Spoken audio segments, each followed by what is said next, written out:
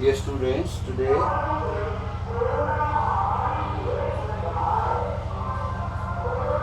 we will discuss the other terms related with the motion. मैंने इससे पूर्व में आपको बताया था कि अगर आप मोशन को समझना चाहते हैं तो आपको दूरी का मापन, दूरी का मूल बिंदु कहाँ से आप दूरी नापेंगे ये आपको पता होना चाहिए। समय का मापन आप कैसे करेंगे ये पता होना चाहिए। जब समय और दूरी आप माप लेंगे तभी आप चाल, वेग, त्वरण, जो भी भौतिक ये गति से संबंधित भौतिक राशियाँ हैं, इनको तभी आप निकाल पाएंगे। तो अभी हम जो है आज कुछ नई टर्म्स को सीखने वाले हैं। सबसे पहले हम दूरी को सीखते हैं। अगर कोई वस्तु, दूरी क्या है? यात्रा की वास्तविक लंबाई दूरी कहलाती है। मान लिया यहाँ से वस्तु ने स्टार्ट किया तो ये ऐसे गई, ऐसे गई। ये जो पूरा नाप, उसका हम माप करेंगे ऐसे करके। ये इसमें कर्वनेस पूरा आएगा। तो जाते समय ये दूरी हुई, तो ये वाली लंबाई है, इसको दूरी कहेंगे। और अगर ये ए बी से वापस ए आया है तो ये फिर से इसमें जुड़ जाएगा। तो इस प्रकार से आने जाने में पूरी दूरी जो है वो जैसे हम चलते रहेंगे दूरी बढ़ती ही जाएगी। तो इस प्रकार से हम दूरी को निकालते हैं। और दूरी जो है वो मीटर, किलोमीटर, सेंटीमीटर आदि में व्यक्त की जाती है। ये इसकी यूनिट्स हैं। मीटर, किलोमीटर, सेंटीमीटर आदि में मापी जाती है। और ये एक अदिश राशि है। वास्तव में दूरी जब हम बताते हैं तो दिशा का ख्याल नहीं रख सकते, क्योंकि दिशा हम बता ही नहीं सकते। मान लिया हम यहाँ से नैनीताल का दूरी अगर 20 किलोमीटर कह रहे हैं तो नैनीताल यहाँ से सीधे तो है नहीं, घूमते घूमते हैं। तो आप कौन सी दिशा बताओगे? माने शुरू में तो इधर को मुँह करके चले थे और फिर घूमते घूमते घूमते घूमते लास्ट में डायरेक्शन ही बदल गई। तो यहाँ पर दिशा का महत्व नहीं है, केवल हमें ये बताना है कि how much distance we have to travel to reach to Nainital. Nainital जाने के लिए हमें कितनी डिस्टेंस जो है वो चलनी पड़ेगी, इसलिए यह अदिश राशि है। इसके बाद जो दूसरी भौतिक राशि आती है उसे कहते हैं विस्थापन। विस्थापन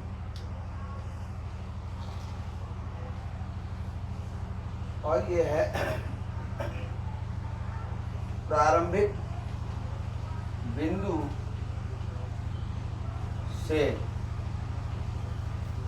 यात्रा के अंतिम बिंदु तक सीधी दूरी। सीधी माने निकटतम, निकटतम, इससे कम दूरी निकटतम को विस्थापन कहते हैं।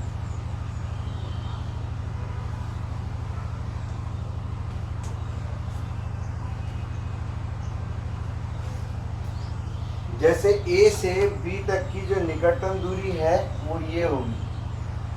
भले ही रास्ता इधर हो या ना हो, भले ही यहाँ से कोई जा ना सकता हो इस रास्ते, लेकिन निकटतम दूरी हवा में, इसको हम बच्चों विस्थापन कहते हैं। This is called the displacement, विस्थापन। और क्योंकि ये सीधा है, इसके पास डायरेक्शन का पावर है, तो हम इसमें डायरेक्शन भी बताएंगे कि नैनीताल अगर हम कहेंगे तो सीधे हम बताएंगे इस एंगल पे, इस डायरेक्शन में चले जाइए, इतने किलोमीटर दूर नैनीताल है।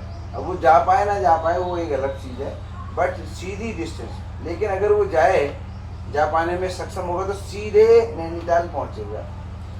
ये मान लिया हल्द्वानी है और ये बी जो स्टेशन है नैनीताल है, तो हवाई डिस्टेंस कह सकते हैं, इसको हम विस्थापन कहते हैं। विस्थापन क्योंकि ये वास्तविक तो होता नहीं है, इसलिए इसको ज्यामितीय विधियों का, ज्योमेट्री का उपयोग करके हम इसको ज्ञात करते हैं। तो बाकी विस्थापन को भी हम मीटर में, सेंटीमीटर, किलोमीटर में व्यक्त करते हैं, बट ये एक सदिश राशि है। इसमें दिशा भी हम बता सकते हैं। यह एक सदिश राशि,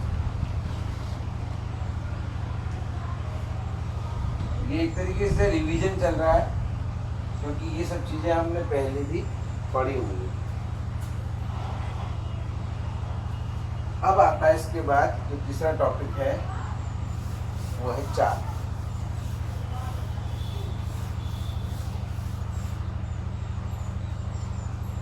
चाल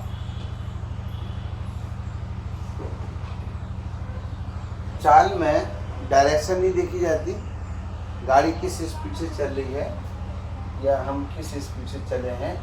चाल जो है दूरी तय करने की दर है, दूरी तय करने की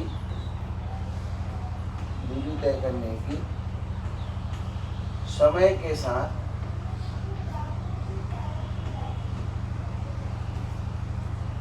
दर होती है। यानी कि आपने दूरी किस रेट से चली, आप यहाँ से चले ऐसे घूमते हुए यहाँ पहुँच गए, काठगोदाम से आप भवाली पहुँच गए, तो डायरेक्शन तो आपकी बदलती रही, कितना समय आपको लगा, आपने क्या किया, समय और दूरी, ये दूरी नाप ली और पहुंचे कितनी देर में ये नाप लिया। तो चाल बराबर दूरी बटे समय, ये इसका बेसिक फॉर्मूला है। असल में जो चाल है वो बहुत प्रकार की होती है। अच्छा, जब हम मान लिया काठगोदाम से भवाली गए तो लगभग 35-40 किलोमीटर है, 35 किलोमीटर है, और जाते समय हम एक समान चाल से भी नहीं जा सकते, कभी हमारी स्पीड तेज होगी, कभी स्पीड हल्की होगी। तो जब इस प्रकार का सीन आता है कि हम कभी तेज चल रहे हैं, गाड़ी का आपका जो ऑडोमीटर होता है, गति जो नापने वाला मीटर होता है ऑडोमीटर, जब आप उसमें देखेंगे तो गाड़ी की सुई जो है ड्राइवर के बगल में वो मीटर लगा होता है, तो उसमें स्पीड 20, 25, फिर कभी 10, फिर कभी 5, फिर कभी रुकना भी पड़ता है। तो वो लगातार जो है चाल उसकी बदल रही है। लेकिन अब जब हम बीच में कोई चाल नहीं देखी, हमने देखा कि 35 किलोमीटर चलना शुरू किया था 9 बजे और पहुंची 10:30 बजे, तो 1.5 घंटे में 35 किलोमीटर। तो वो जो चाल आएगी उस चाल का नाम है औसत चाल। निकलेगी चाल दूरी को समय से ही भागा देके। तो दिस इज अ फॉर्मेट, ये चाल का एक प्रकार का फॉर्मेट है, दिस इज अ फॉर्मेट। जब कुल दूरी लगा दूं इसमें और ये कुल समय लगा दूंगा तो यही चाल जो है बच्चों औसत चाल कहलाएगी। और जिंदगी में और प्रैक्टिकली हम जितनी जगह भी हम चाल निकालते हैं तो एक प्रकार की औसत चाल ही होती है। तो हम सूत्र में अक्सर औसत चाल का उपयोग करते हैं, लेकिन चाल शब्द भी हमें, चाल शब्द क्या है, चाल जो है दूरी को समय से भाग देके मिलता है। किस प्रकार का ये दूरी है, कैसे दूरी समय। अगर मैंने दूरी अत्यंत सूक्ष्म ली है तो निश्चित रूप से इसको चलने में समय भी सूक्ष्म लगा होगा। तो दूरी अगर अत्यंत सूक्ष्म, समय भी अत्यंत सूक्ष्म है, तो चाल जो है वो हो जाती है तात्क्षणिक चाल। कैसे निकालेंगे हम बाद में सीखेंगे। तात्क्षणिक चाल,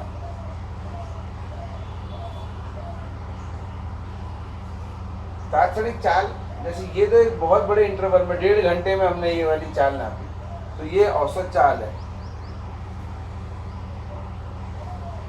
अगर मैं यहाँ पे लिख दूं औसत चाल, तो चाल कई प्रकार की होती है, पहले तो इसको समझ लेते हैं। चाल, तात्क्षणिक चाल, औसत चाल।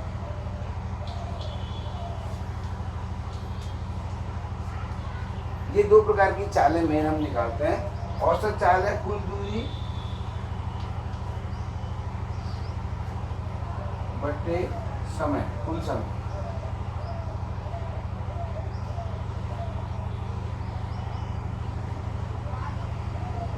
कुल दूरी बटे कुल समय। और तात्क्षणिक चाल क्या है? औसत चाल एक कुल समय में एक नापने योग्य एक इंटरवल होता है टाइम का, जैसे 1 घंटा, 2 घंटा, 20 मिनट, 10 सेकेंड। 5 सेकेंड, ये सब नापने योग्य समय है। लेकिन अगर अनंत सूक्ष्म समय लिया जाए, बहुत छोटा समय, तो उस समय अगर मैं उस समय चली गई दूरी भी सूक्ष्म होगी, तो अगर मैं उस समय कुल दूरी बटे कुल समय निकालूँ बहुत छोटे अंतराल के लिए, तो वो तात्क्षणिक चाल हो जाएगी। यही चाल तात्क्षणिक बन जाएगी। तो हम यहाँ ले सकते हैं किसी सूक्ष्म अंतराल, समयांतराल, किसी सूक्ष्म समयांतराल में मापी गई चाल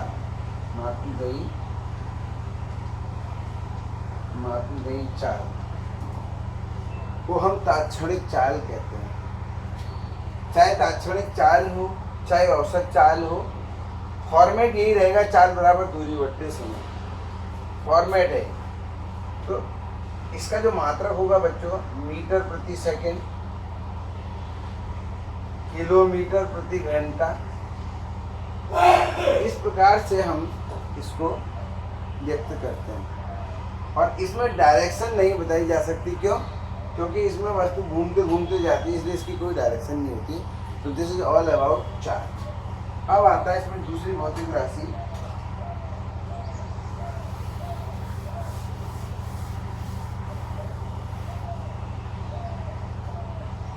वेग।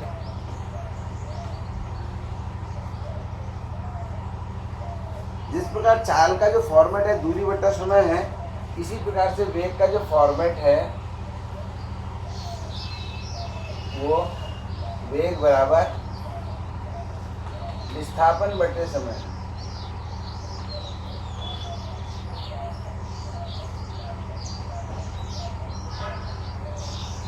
वेग भी दो प्रकार के होते हैं, औसत वेग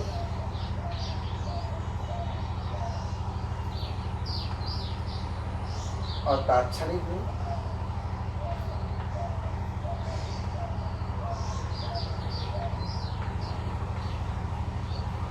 औसत वेग बराबर, अब इस रूप में भी कॉपी में नोट्स बना सकते हैं, क्योंकि इनकी परिभाषाएं 9th लेवल से ही पूछी जाती है। परिभाषाओं को समझना ज़्यादा इम्पोर्टेंट होगा।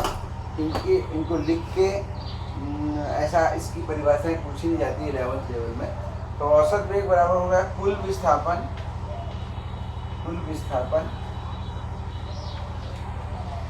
बट्टे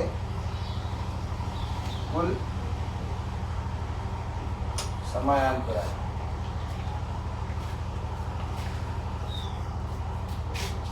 और तात्क्षणिक वेग जो है, यह वेग सूक्ष्म समयांतराल में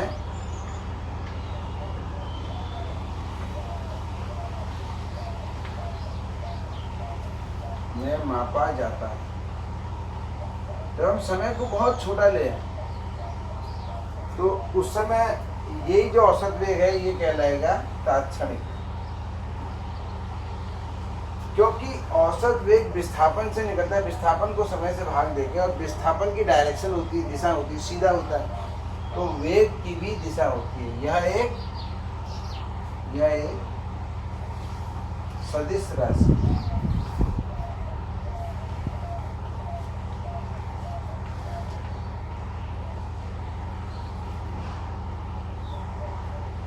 चलिए, अब इन दोनों को जो परिभाषाएं हमने समझ ली है, इन दोनों से संबंधित एक आंकिक प्रश्न जो है हम करते हैं।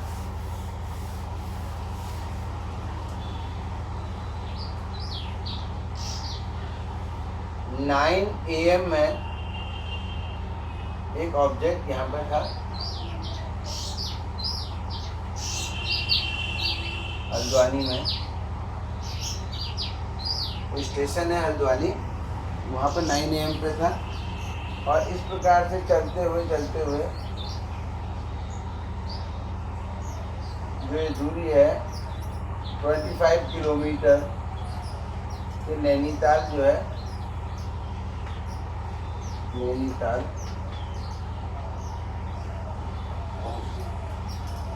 और हवाई डिस्टेंस किससे मैं पहुंचा नैनीताल 10:25 AM पर, और जो सीधी डिस्टेंस है ये 10 किलोमीटर। ये न्यूमेरिकल सिचुएशन एग्जाम्पल। तो यहाँ पर औसत चाल निकालना है। औसत चाल बराबर दूरी कितनी है 25 किलोमीटर, और टाइम कितना है 9 AM से 10:25 AM जो है कितना हो जाएगा 1 घंटा 25 मिनट। तो हम ऐसे करते हैं, इसको पहले मीटर पर सेकंड में निकाल लेते हैं। तो 25 किलोमीटर 25,000 मीटर हो गया, और टाइम जो है 9 से 10 60 मिनट, 60 और 25 85 मिनट, और 85 मिनट इंटू सेकेंड। तो ये आ गया मीटर पर सेकंड में जाना। इसको काट लेंगे।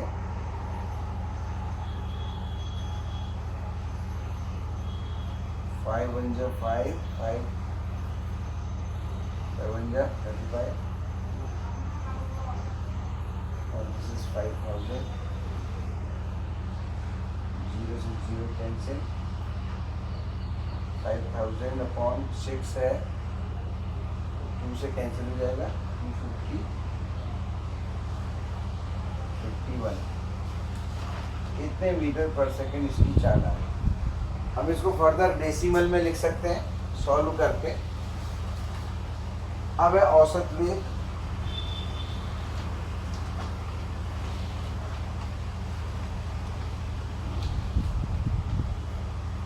इसको मैं ए भी कह देता हूँ स्टेशन को जी। औसत वेग में डिस्प्लेसमेंट लेंगे 10 किलोमीटर, टाइम वही रहेगा 85 इंटू 60। इसको अगर मैं सॉल्व कर लूँ तो 1 अपॉन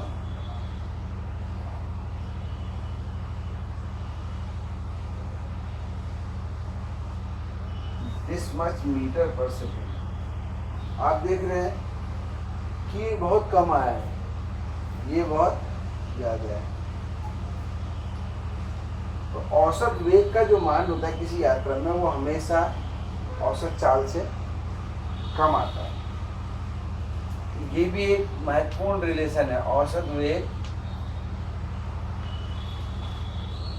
अब इस क्योंकि औसत वेग की दिशा भी होती है, तो ए से बी, इसकी डायरेक्शन ए से बी, इसमें दिशा नहीं होगी। औसत वेग में अगर हम दिशा को हटा दें तो उसको ऐसे लिखते हैं। इसका मान है, खाली मैं इसको देख रहा हूँ, 1/510 मीटर पर सेकंड। तो औसत वेग जो है इसकी जो वैल्यू है, यह हमेशा कम होगी या बराबर होगी। बराबर भी हो सकती है।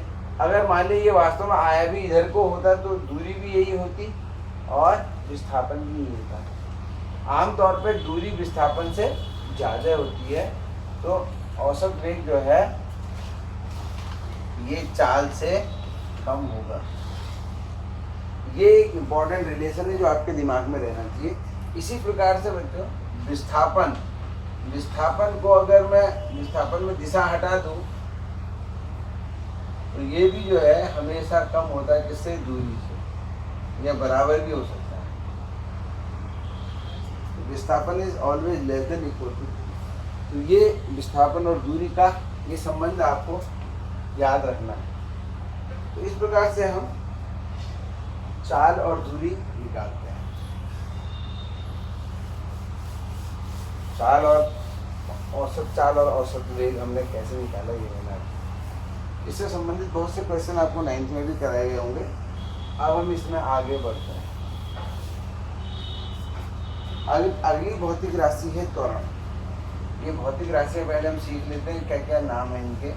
त्वरण, त्वरण जो है, अगर कोई वस्तु चल रही है तो त्वरण जो है उसके वेग में परिवर्तन होता है। वेग परिवर्तन किस रेट से? शुरू में वेग क्या था, बाद में क्या हो गया, तो कितना वेग परिवर्तित हुआ, वेग परिवर्तन की दर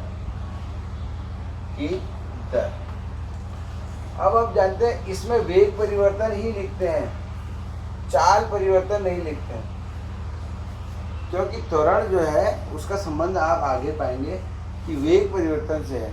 और वेग में दिशा भी अगर परिवर्तित हो गई, मान लिया कोई वस्तु ऐसे चल रही थी सीधे सीधे फिक्स एक समान चाल से, और अभी उसकी चाल वही है लेकिन अब उसने डायरेक्शन इधर को बदल दी, मैंने 20 मीटर पर सेकेंड 20 मीटर पर सेकेंड की चाल से आई और अब 20 मीटर पर सेकेंड इधर को हो गया, तो चाल तो नहीं बदली है, लेकिन क्योंकि वेग बदल चुका है इसलिए हम मानेंगे इस पर त्वरण है, इसका त्वरण है, तो इसीलिए वेग लिया जा रहा है। क्योंकि चाल के हिसाब से तो अभी कोई परिवर्तन नहीं आया, यहाँ भी 20 मीटर पर सेकेंड था और यहाँ पर भी 20 मीटर पर सेकेंड ही है, तो चाल तो नहीं बदली।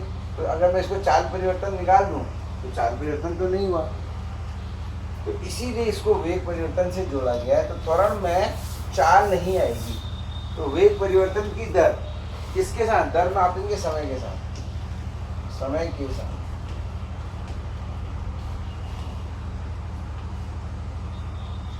अच्छा, क्योंकि इस बिगिनिंग में स्टार्टिंग में हम सीधी रेखा में गति पढ़ रहे हैं, पढ़ेंगे स्टार्टिंग अभी तो हम जनरल इनकी परिभाषाएं सीख रहे हैं, लेकिन हम सीधी रेखा में गति पढ़ेंगे। अगर मान लिया कोई वस्तु स्टार्टिंग में 20 मीटर पर सेकेंड थी, अब इसकी डायरेक्शन तो बदलेगी नहीं सीधी में, तो अगर ये 1 घंटे बाद या स्टार्टिंग में t बराबर 0 था, जब बिगिनिंग t बराबर 0 मैंने शुरुआत में ये 20 मीटर पर सेकेंड थी और 10 सेकेंड बाद t बराबर 10 सेकेंड जब हो गया, इसकी स्पीड 30 मीटर पर सेकेंड हो गई, तब हम कहेंगे हाँ इसके वेग में परिवर्तन आए, क्योंकि डायरेक्शन तो सीधी रेखा में वस्तु चल रही, तो डायरेक्शन का परिवर्तन का तो सवाल ही नहीं है।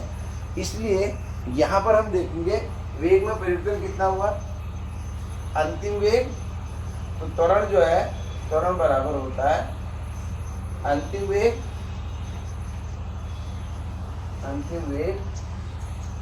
ऋण प्रारंभिक वेग बटे समयांतराल।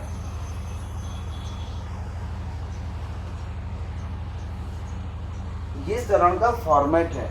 अब त्वरण भी वैसे ही है, तात्क्षणिक त्वरण और औसत त्वरण। अगर ये समांतराल डेफिनेट है, जैसे 0 से 10 सेकेंड एक डेफिनेट अमाउंट ऑफ टाइम है, इसमें इसका वेग 20 से 30 हो गया, तो यहाँ पर जो त्वरण आएगा वो औसत त्वरण आएगा, क्योंकि बीच में क्या क्या हुआ हमें नहीं पता। लेकिन अगर मैं बहुत छोटे सूक्ष्म अंतराल के लिए लूँ तो यही त्वरण तात्क्षणिक त्वरण कहलाएगा। तो मुझे लगता है ये आपकी समझ में त्वरण आ गया है। सीधी रेखा में गति में त्वरण निकालना बहुत आसान होगा, क्योंकि सीधे 20 में 30 में से 20 घटा देंगे। लेकिन अगर वस्तु ने डायरेक्शन बदल दी, तो डायरेक्शन जब बदल दी, अगर मान लिया शुरू में 20 इधर थी, अब ये इधर को हो गई 30, तो अब इनको कैसे अब घटाएंगे, क्योंकि इसमें ना केवल मैग्नीट्यूड बदला है, देखो 20 से 30 हो गया, बल्कि दिशा भी बदली है। तो दिशा का बदला हुआ हम कैसे निकालेंगे, दिशा को कैसे, दिशा के कारण क्या चेंज आया है, ठीक है। तो इसमें दिशा भी काउंट होती है। तो ये हम जो है आगे के चैप्टर्स में समझ पाएंगे। अभी फिलहाल हम सीधी रेखा में गति से स्टार्ट करेंगे। तो ये कुछ परिभाषाएं थी जो आपके लिए बेहद ज़रूरी हैं और मैंने कुछ आपको इसमें बताया है। अगले वीडियो में हम सीधी रेखा में जो गति करता है तो उसके बारे में कुछ चीज़ें निकालना सीखेंगे।